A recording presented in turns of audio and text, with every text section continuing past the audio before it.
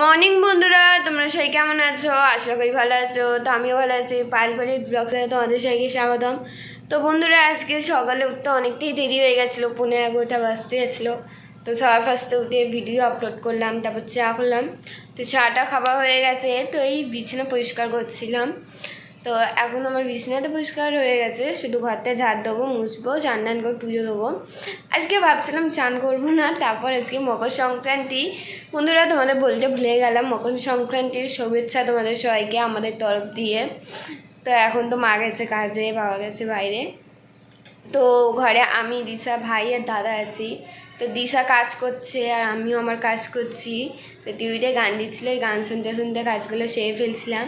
তো আমি তো ভুলেই গেলাম যে তোমাদের সাথে গল্প করা হয়নি, তেমন অবধি আমার কাজটা হয়নি।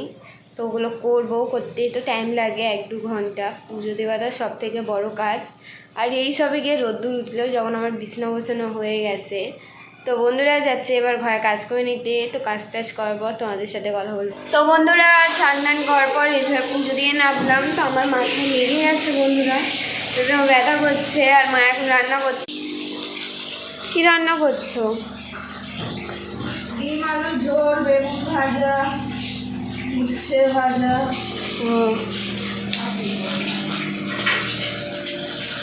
ওরে রান্নাটা তোদের খেতে দিয়ে আমি একটু চা খাই।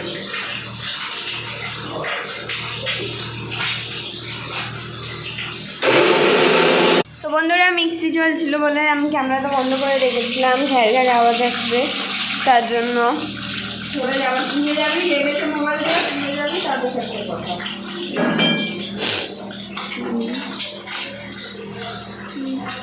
আমি এত দূরে আছি, আমার লাগবে না ওখান দিয়ে।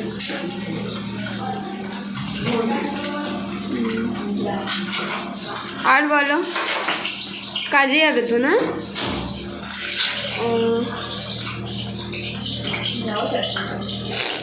স্যার আসবে 6টায়। 2:11। এবার দিয়ে স্যার 6টায় আসবে, তাড়াতাড়ি করতে হবে। কারণ শীতকাল। আমার ফোন কোথায় রেখেছ মা?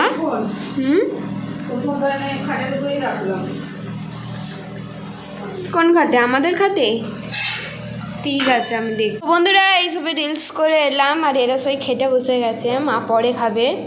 আর দেখতেই পাচ্ছ এরা খাওয়ার সময় এত লড়াই করে, কে জানে। তো ঝগড়া শেষ হয় না না? বাবা, দিশাকে তো মনে হচ্ছে একেবারে কতগুলো উচ্ছে দিয়ে দিয়েছে।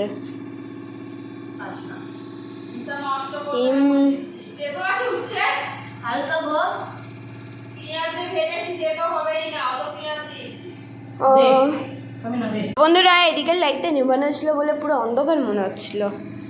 তো এবার আমিও খেতে বসবো। মা, তুমি খাবে না কেন গো? ও, আজকে সমস্ত কাজ তাড়াতাড়ি করা হয়ে গেছে, বিছানা তো সব পরিষ্কার। আমি এখন চা খাচ্ছি, চা।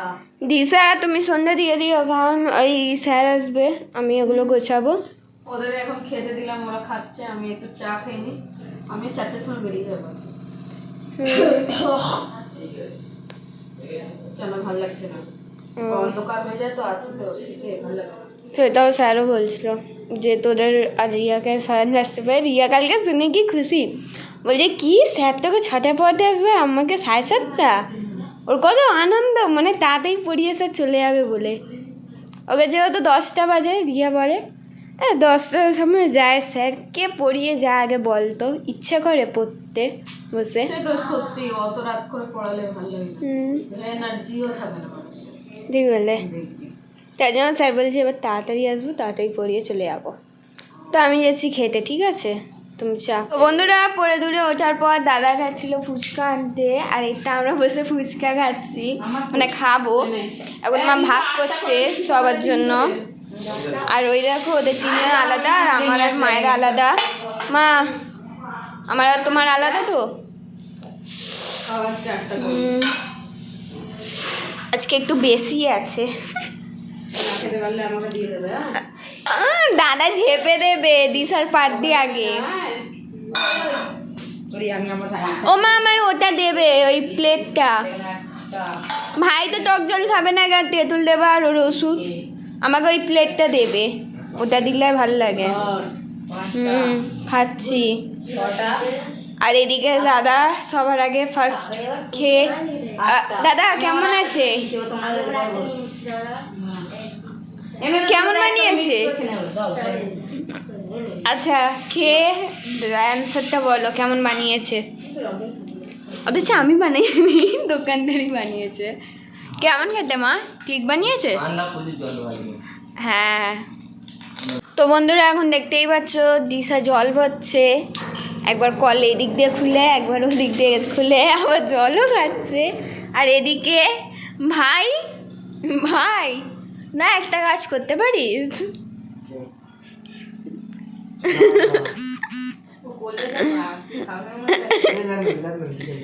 আমি কিছু বললাম, তুই আগেই বললি যে ও লাত্তি খাবে। কিছু বলেছি তুমি শুনতে পেয়েছো দিশা? দোলু কিন্তু পোস্টটা ভালো দিয়েছিল। মা কি রান্না করছো? ও রুটি করা শেষ? আমার এইটুকু আটাটা রাখবে, যেটা ছোট বেঁচে গেছে। আমি ন্যাকামো করবো না, করে তরকারি করবো। কিসের তরকারি? তো তরকারি মানে কি, ডিমের ভুজিয়া করবো। তো তো তরকারি ধরি, তরকারি করবে। কালকে কালকে ড্রেস আনতে দেবে, টাকা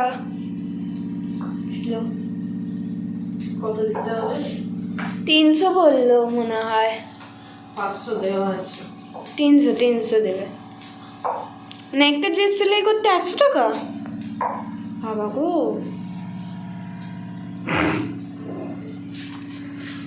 বলছিল আজকেই যাবে, তুমি বললে আজকে দোকান বন্ধ, তাই জন্য যাইনি। রিয়া কিনেছে সোয়েটার? ও সোয়েটার কিনেছে, ড্রেস বানাতে দিয়েছে।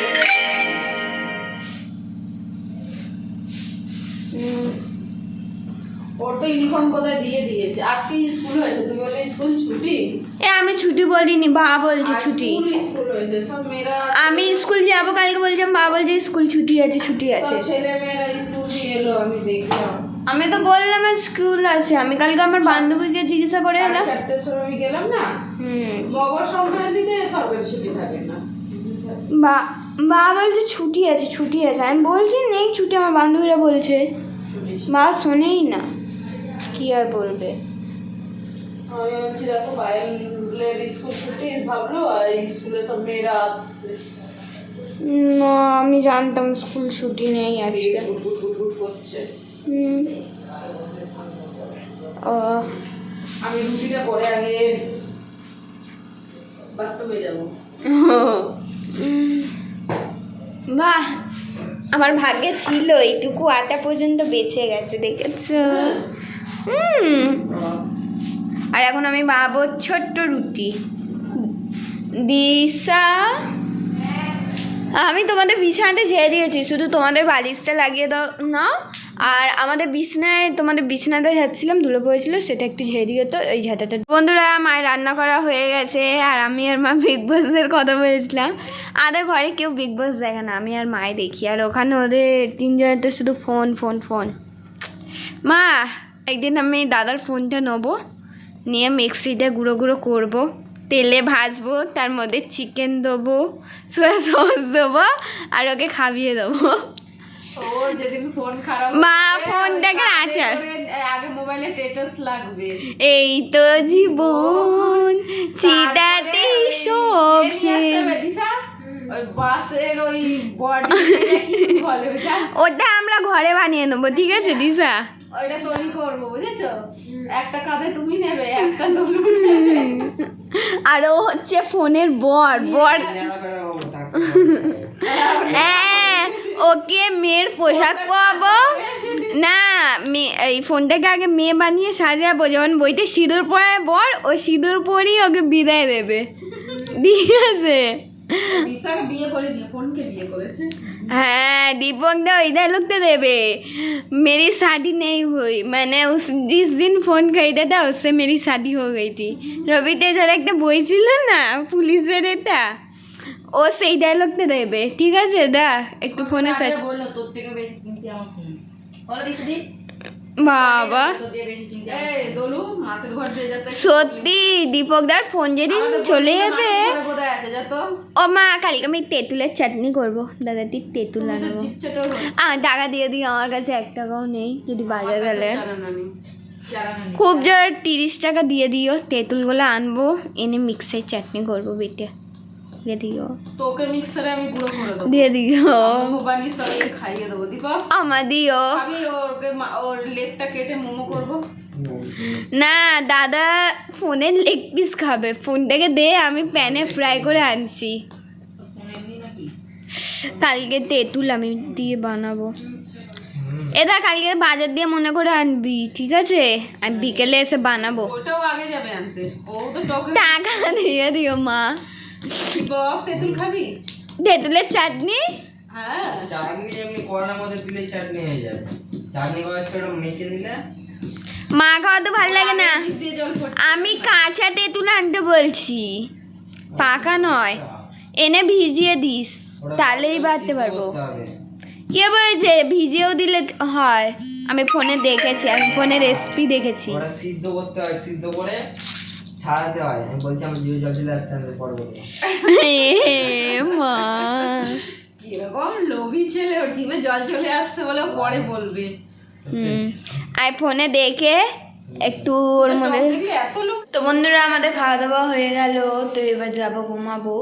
তো বন্ধুরা আজকে যেহেতু মকর সংক্রান্তি ছিল, তো প্রতি বছর আমাদের ঘরে কিন্তু ভালোভাবে এটা কাটানো হয়, মানে পালন করা হয়, পিঠে মিঠে সবাই। কিন্তু এবার মায়ের কাজ ছিল না, তারপর মাসি নেই, তো মা একা কত করবে, তাই জন্য এবছর করিনি। তো কালকে তো স্কুল যাব।